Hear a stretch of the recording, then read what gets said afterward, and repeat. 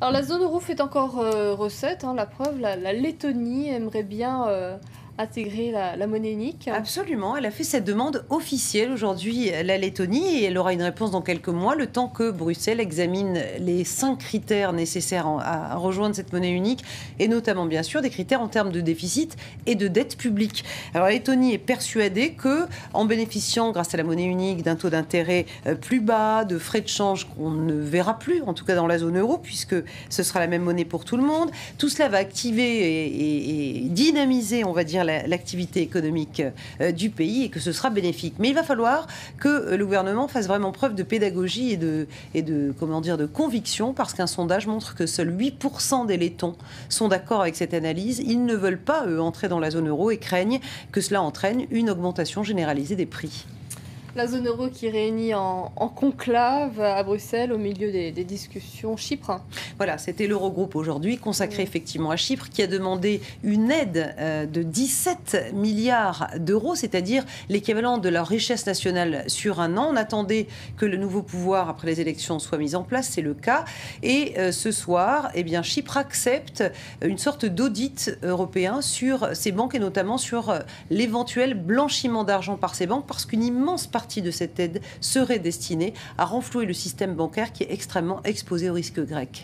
La zone euro qui se débat toujours entre rétablissement des comptes publics et l'explosion du chômage. Et le dernier chiffre en date en la matière, c'est en Espagne, qui est un pays qui bat tous les records de chômage, malheureusement, en Europe et dans le monde. On a les chiffres de février, eh bien, on a dépassé la barre symbolique des 5 millions de chômeurs en Espagne. C'est une augmentation de 1,19% par rapport au mois précédent, et sur un an, c'est une augmentation de 7%. Inverser la courbe du chômage en France, c'est la priorité de François Hollande. Oui, le président français, lui, aujourd'hui, était en déplacement dans l'Hexagone et a annoncé une réforme de la formation professionnelle, la formation continue. Alors, il a fixé un objectif. Il faut qu'un chômeur sur deux reçoive une formation dans les 2 mois qui suivent sa demande. On verra si c'est un objectif réalisable. Vous savez effectivement que son objectif premier, c'est d'inverser la courbe du chômage en 2013, et que ce sera difficile. Il a notamment fait 2 propositions de campagne, contrat de génération, contrat d'avenir, qui visent entre autres à faire baisser le chômage des jeunes, qui est particulièrement fort chez nous. Condamner les clôtures sur les marchés financiers. Alors, les marchés européens sont quand même assez préoccupés, à la fois par toujours l'absence de majorité gouvernementale en Italie et par les coupes budgétaires en cours aux États-Unis. Paris a quand même terminé en hausse, plus 0,27%, mais Londres a reculé de 0,52% et Francfort a perdu 0,21%.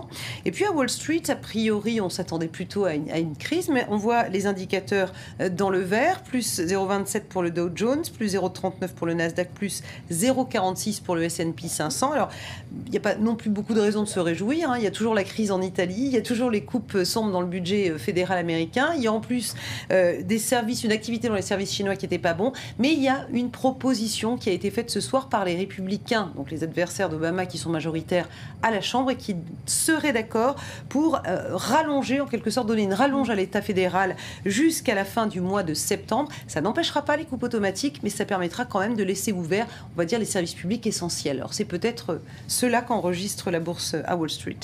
Et du côté des entreprises, c'est à nouveau la grève chez Iberia. Oui, le personnel donc fait grève contre une baisse de salaire annoncée et un plan social de 3 800 emplois. C'est 20% des postes, parce que l'entreprise est en perte, et donc un plan de restructuration extrêmement douloureux est en cours. De mauvais résultats pour HSBC. Avec un bénéfice 2012 qui recule de 16,5%, il reste quand même confortable, 10 milliards 700 millions d'euros, notamment grâce à beaucoup d'activités en Asie. Mais c'est vrai qu'HSBC cette année l'année dernière a dû provisionner 6 milliards et demi d'euros, c'est tout à fait conséquent, pour restructurer sa dette et pour payer un certain nombre d'amendes, notamment une prononcée car elle a été donc reconnue coupable de complicité de blanchiment, HSBC.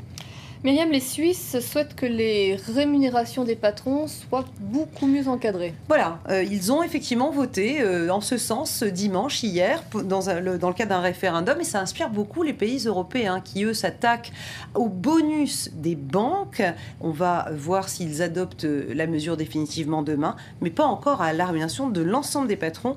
Regardez ce sujet signé Vanessa Tsanga. La Suisse a ouvert la voie. Désormais, toute l'Union européenne pourrait suivre son initiative. Dimanche, le pays a voté pour l'encadrement des revenus des plus hauts dirigeants de Suisse. Un encadrement que certains en Europe souhaiteraient aussi appliquer. En Allemagne, l'opposition a salué cette décision.